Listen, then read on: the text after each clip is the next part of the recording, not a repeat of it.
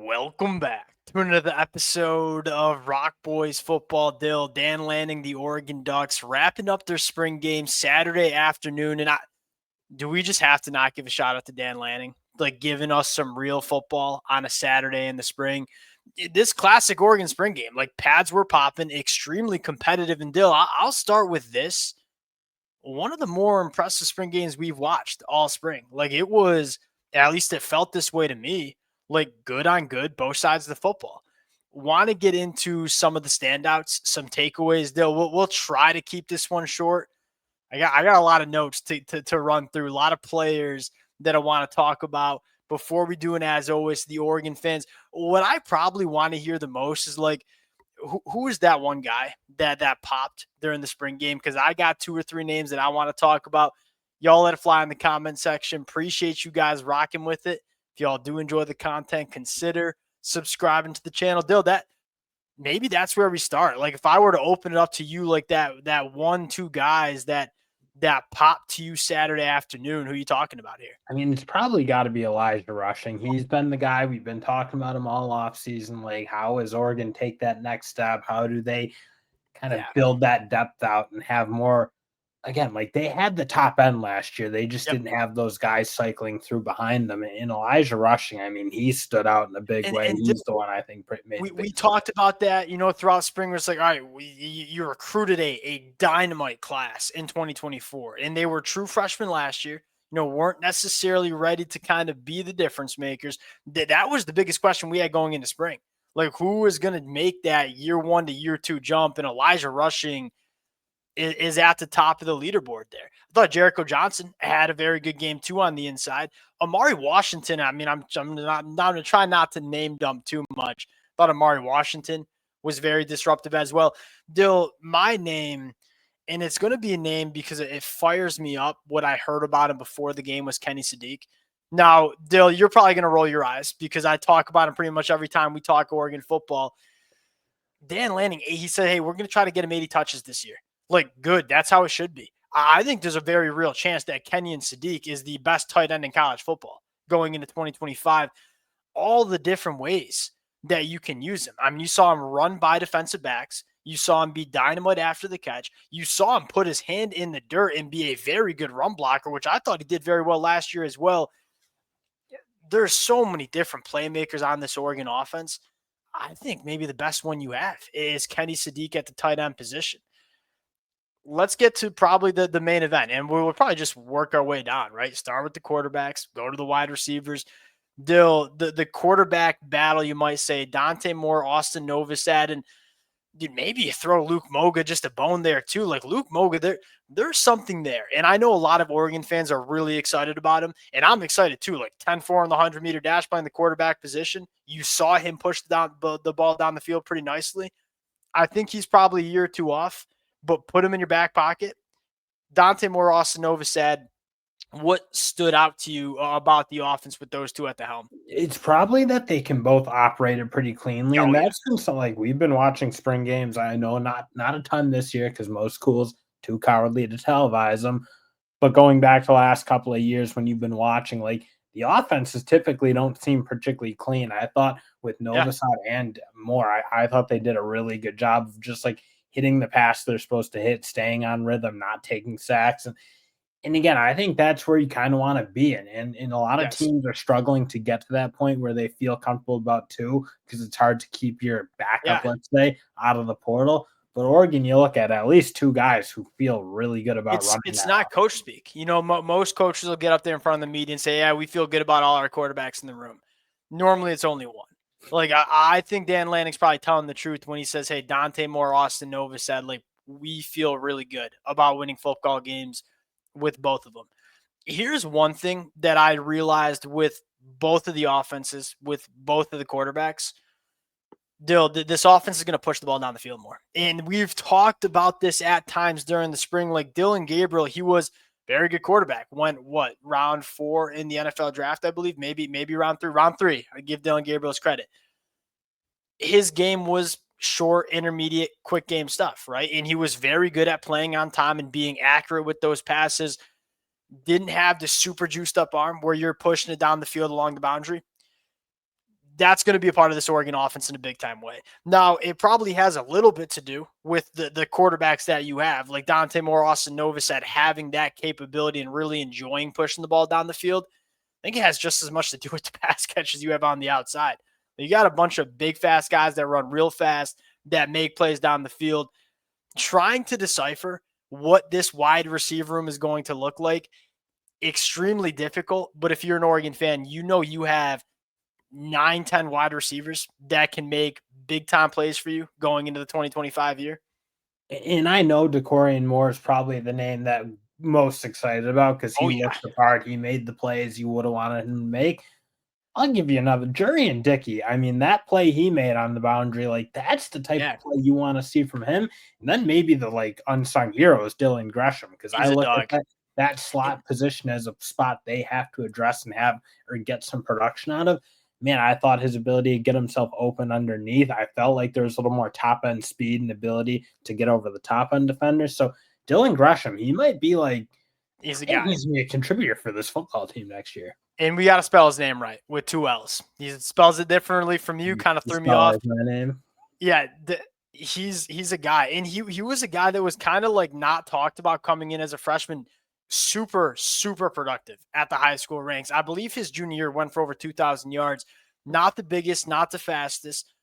He's such a smooth route runner. Knows how to create separation. Like it makes sense why he caught for 2,000 yards at the high school ranks.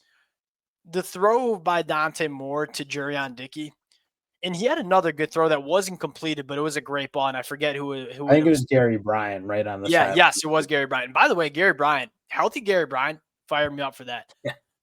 That's why Dante Moore gives you the ceiling that I've been talking about all spring. Like it's those kind of throws. And kind of circling back to Dante Moore real quick, I saw some Oregon fans like not impressed with Dante Moore. I would respectfully disagree. Like it wasn't perfect from him. I thought you saw a lot of high level throws. Dill, one of the things that stood out to me is like outside of that last play that we saw a Hail Mary type situation, like kept the ball out of harm's way too, which is really what we're looking for. Yeah, took his check downs, wasn't necessarily playing that hero ball that got him in trouble at UCLA. And you saw the moments, the throws that are like, not just those pushing the ball, those intermediate throws across the middle, hitting guys in stride. I mean, Dante Moore, like special talent. The release is quick, and you like that he can throw on the run a little bit. Like he's just, I came away very impressed. I'm kind of with you. I felt like the any sort of like idea, like he wasn't doing his thing out there. I thought he looked really good. Yeah, I thought so as well. And why I think he's going to be the quarterback one is like, look, Dan Lanning, he wants to find the ceiling. We're not chasing 10-2. We're chasing national championships. And I guess from my evaluation of what we saw, the best version of Dante Moore, the best version of Austin Novosad, look, you probably can win national championships with both of those quarterbacks, but I do think Dante Moore, the best of Dante Moore, gives you that extremely high, like juggernaut ceiling. And I do think that's kind of the argument for Dante Moore taking the quarterback one job. But again, what you have to have from Dante Moore is, hey, we got to get the best version from you consistently, which is, the big question heading into 2025. Offensive line had their hands full, Dill, because one, you were rotating guys back and forth. There was 1s and 2s and some walk-ons thrown in there. Struggled picking up some blitzes, which is one, not all that. Tosh Lupo and whoever was calling the plays, like they were throwing the kitchen sink for a spring game at them. After it. In a lot of exotic stuff, 5-man fronts. It was a lot. Individually, I thought they looked pretty good. Like Alex Harkey at right tackle, Dylan, look, it's good on good. Like when you're going against a guy like Mateo or you're going against a guy like Tatum, they won their fair share of reps. I thought the starting offensive line, the guys we expect to start, looked pretty solid. I'll give a shout out to Janoris Wilson. Like I was a little concerned about what the depth was at tackle. Like Oregon was really lucky that the tackle stayed healthy last year because I think we had question marks about the depth last year too. You probably have that same question. But I thought Janoris Wilson looked very, very solid today. And individually, I thought a lot of offensive linemen looked pretty solid. We just got to get that. We got to get the mesh going, similar to last year, really. And that is like the tough part about spring games. That's why I thought for the first, especially quarter, it felt like the offense was operating pretty well, keeping the quarterbacks clean. Agreed. again, it did feel like the defense started to dial it up and come after him a little bit more. And then you saw the defense get a little bit more of theirs. But I'm kind of with you. Like Isaiah World didn't look out of place. I know he was making a pretty big jump up from where he Oh came yeah, he from. looks the part. Alex Harkey, I thought looked athletic. Like that was my big thing. And he did get beat. I think Elijah Rushing got him one time, but like he looked like he was moving the way he's going to need to be moving to be able to deal with the athletic rushers from Penn State or Ohio State Yeah. or Michigan. How about Zaire Addison as a true freshman? Thought he had some really nice reps too. There were question marks. Hey, is he good enough to play tackle? Yeah, he's good enough to play tackle. He's gonna be a damn good tackle for Oregon down the road. Last note I'll make, man, that inside zone with Poncho and Emmanuel Pregnon working on doubles is going to be effective for the. I mean is that the best center guard combination you see in the country? Because they ain't many better than that. You didn't get to see them work together, but from what I've seen, like Manuel Pregnon's a dog, Poncho's a dog. That's going to be a really fun dynamic to see play out in the 2025 year. Biggest takeaway for me is like this offense is going to be fundamentally different. They are going to push the ball down the field more this year. They have the quarterback to do it. They have the wide receivers to do it. I'm trying to think of any other. I think we're good on offense. Let's go to the defense, which still we got a lot of names to talk about, man. Okay, Mateo Yu, Tatum, Tuioti. This is not me overlooking them, by the way. I want to be very, very clear. These are two of the best edge rushers in the country. But I want to show and kind of appreciate the depth that has emerged on this defensive line. Elijah Rushing, you noted. Dill, I thought Blake Purchase. He looked really good. And then Ashton Porter. Like Ashton Porter probably made the most plays out of any player on the defense. I don't know that he's the natural rusher that those other guys are, but really disruptive in the run game. I think plays with a lot of energy and high motor. Like, he's going to be another guy that you think how's Oregon get better from what they were. It's just having a deeper bench of guys. And Ashton Porter, I think again, he looked maybe like a better pass rusher from the inside, but he'll be a very good defensive end against the run when he's playing defensive end. Okay. Last one I'll note. Matthew Johnson as a true freshman. Didn't know that name before today. Yeah, I remember breaking down his commitment. It was probably 14 months ago. It was like January. We were watching some wrestling on Friday night, NCAA wrestling.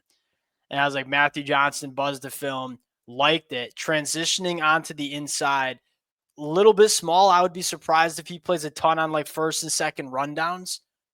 Dude, as a pass rusher, like there's some serious juice and some serious twitch. And I don't always say, hey, that freshman is going to play a lot, especially when you're talking about a defensive line that's as deep as Oregon's.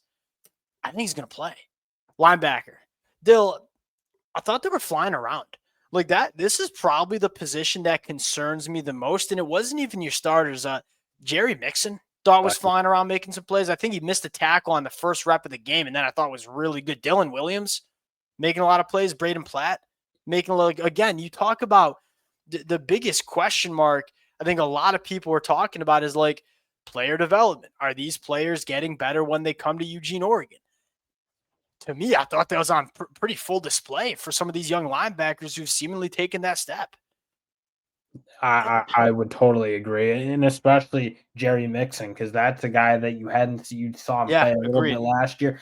I felt like today it's like you saw him being really disruptive and making plays. I mean, getting behind making sacks, being able to chase guys down. Yeah, Jerry Mixon had a really good day. Dude, these backers can rush the passer, man. And I think Tosh Lupo, I mean, going back to Dan Lanning's days at the Georgia Bulldogs, I mean, we want to send our backers.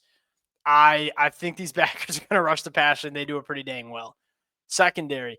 Dill, I feel bad for Theron Johnson, man. Like, he thought he played great. He just had two guys make phenomenal catches over him. Like, that's when we're talking about good on good, like that's what I mean. Like, there was just a lot of good on good. Dylan Tiemann didn't play a ton. We didn't need to see much of him. We've seen him play a lot of football at Purdue. He was in for the first two drives, I believe, and he was everywhere. I mean, I think he was around the football at every single play. Like that's a difference maker, All-American at safety. Ify Obadegu. We've heard a lot of him from spring. Came in and just, I mean, that's a big physical cornerback, knocking the ball loose. Hey, like Tosh Lupo always says, like, effective football. Any other guys in the secondary you wanted to give some love to? Because I thought a lot of guys looked good. I mean, Trey McNutt, I think is gonna He's be going to play. I think he's gonna play as a Yeah. freshman. I thought Yeah. his physicality looked good. And one other, Jaleel Florence, he hopefully can stay healthy, but he was making plays in the ball, being able to run with guys. Again, those Yeah. issues you saw kind of pop up last year with Oregon. Looks like he's a guy who at that corner spot. And again, I think you've kind of always known this about Jaleel Florence, and it's always been more about his health. But if they get a healthy version of him, I think he's going to be. Yeah, but it's going to be hard, man. Like Jaleel Florence, you better get I, healthy and you better I get know right because quick. it's like, yeah, Theron Johnson's no joke to Naheem beat out. Offord, And Neem Offord's probably going to be in it, but I think a healthy Jaleel Florence, I agreed. still think he's going to be a really And good Dill, player. here, what's the biggest take? What's the biggest take on this defensive back room? Like what we've been saying all spring long. It's just a bigger, longer, faster group. Like last year, they just didn't quite have the guys to run with guys like Ohio State. They do now. Like those guys, they're all 6+. They're all sub 11 in the 100-meter dash. I don't think Naheem Offers playing nickel. I kind of projected that going into the spring, trying to get him on the field. Kingston Lopa, I think, was playing a little nickel. It's a big nickel that can do a lot of different things. He looks like he's going to play too. Final thoughts. Deepest Oregon team by far. Most talented Oregon team by far. It is a green, young team. A lot of guys are going to be playing their first meaningful snaps at the college ranks. But you make no mistake about it. The talent is there. The depth is there. I don't mean to overreact to a spring game, but I was very impressed with what you saw, especially from the young talent on this roster. We'll close it out there. Appreciate you guys. Y'all let it fly in the comment section. We tried to get to as many football players as we could. Dill, I mean, I had a loaded note sheet of guys I wanted to rip off.